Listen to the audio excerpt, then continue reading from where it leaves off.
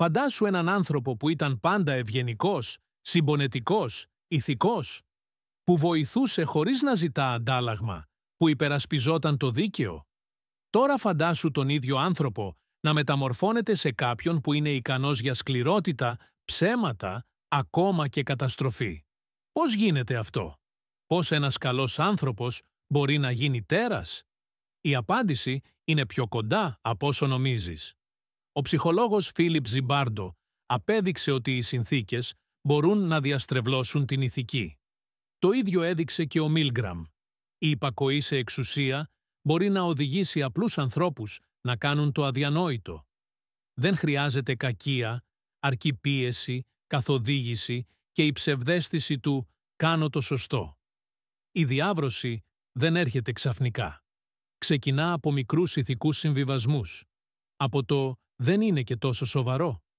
Σταδιακά, αυτό που κάποτε θεωρούσες απαράδεκτο αρχίζει να μοιάζει λογικό. Μια άλλη δύναμη είναι η ομαδική ταυτότητα. Όταν βλέπεις τους άλλους σαν λιγότερο ανθρώπινους, η ενσυναίσθηση χάνεται.